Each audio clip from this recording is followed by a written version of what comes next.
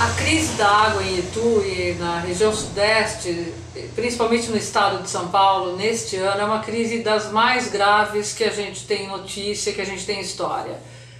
E infelizmente o Brasil demorou muito para reconhecer a importância das mudanças climáticas.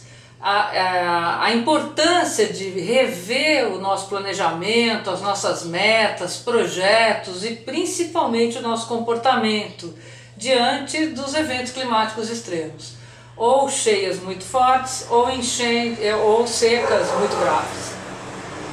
As secas agora tendem a aumentar e todo ano a gente vai ter uma pressão maior sobre os recursos hídricos, ou seja, nós crescemos a demanda por água na região de 6 a 8 vezes e os nossos sistemas de abastecimento, nossas reservas continuaram as mesmas, né? Agora a gente tem que correr atrás desse prejuízo. Como enfrentar esse grande desafio?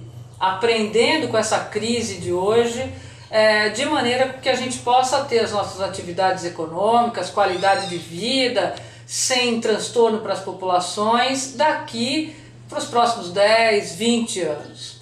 Então algumas coisas são extremamente urgentes.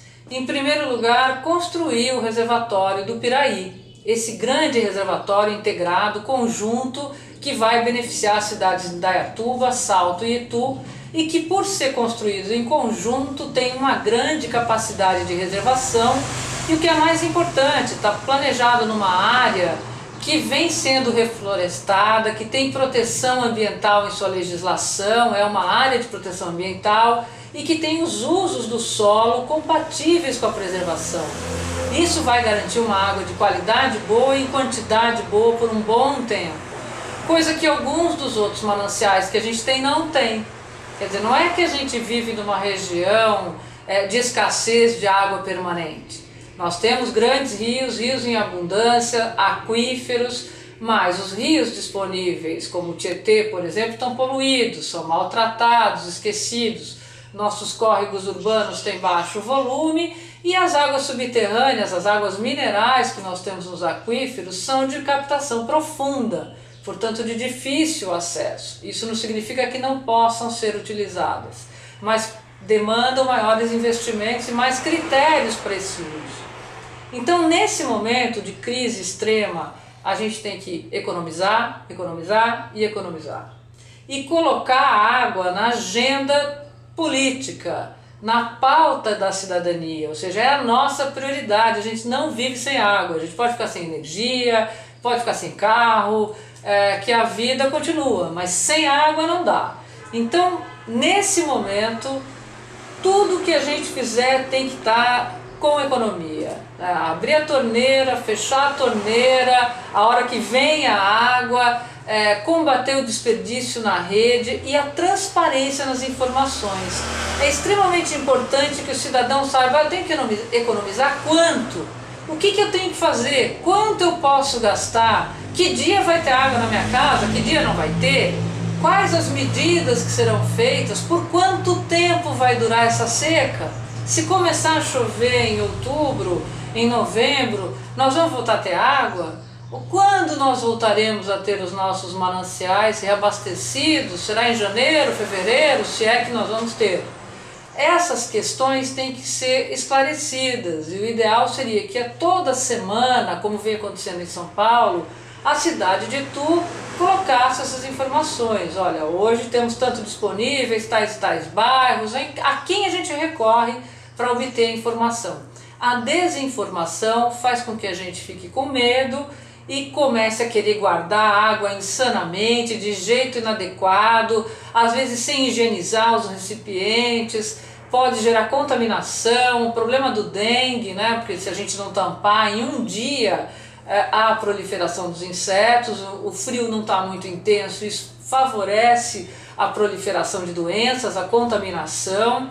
Então é muito grave e a gente tem que se unir nesse momento buscando alternativas. A SOS Mata Atlântica tem se esforçado nas últimas décadas na sua presença aqui em Itu, num programa de restauração de matas ciliares com proprietários privados para justamente recompor as nascentes, as matas ciliares, já apostando que esse reservatório do Piraí vai sair e que é o nosso grande manancial. A floresta, recuperar as árvores, sobretudo as áreas de preservação permanente das beiras de rios e córregos, elas ajudam a minimizar os impactos do clima. Quando vierem as primeiras chuvas, essas chuvas torrenciais, essas águas são poluídas, elas são ácidas, elas varrem, limpam as cidades e levam toda a sujeira para os reservatórios. E quando o rio tem mata ciliar, as árvores seguram essa poluição. No período de seca, evitam erosão, desmoronamento, deslizamento de encostas. No período de seca, as árvores é que reabastecem os lençóis freáticos. Elas fazem a manutenção do clima e a gente não sente esse clima de deserto, com dias de sol quentes e madrugadas hipergeladas. Sem isso, a gente entra num processo de desertificação. Passa a chover menos na nossa região e as nossas reservas de água diminuem muito rápido.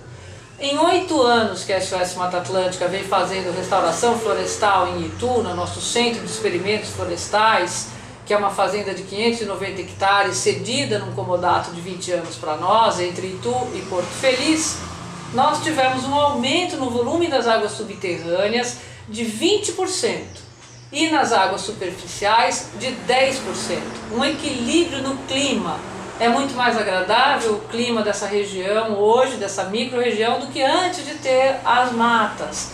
E a gente precisa fazer isso com as nossas cidades. Itu tem pouca arborização urbana, foi todo asfaltado o centro histórico da cidade, as casas têm uma cultura, infelizmente, de pôr piso frio, cimentar os quintais, cimentar os jardins, porque fica mais fácil de limpar, só que isso no período de chuvas aumenta a nossa incapacidade de infiltração de água no solo, gera enchentes, gera uma série de problemas de saúde pública que as pessoas estão acostumadas. Então vamos nos unir, vamos nos informar para que um possa ajudar o outro e nesse momento de dificuldade que a gente possa compartilhar. As pessoas que têm menos poder econômico não conseguem comprar água de caminhão-pipa, essa água é cara, não tem caixas d'água suficientes em suas casas e se tem, há pouca pressão na rede, não enche essas caixas d'água. Então nesse momento a gente tem que ser solidário. Quem tem água tem que atender aquelas pessoas que não têm.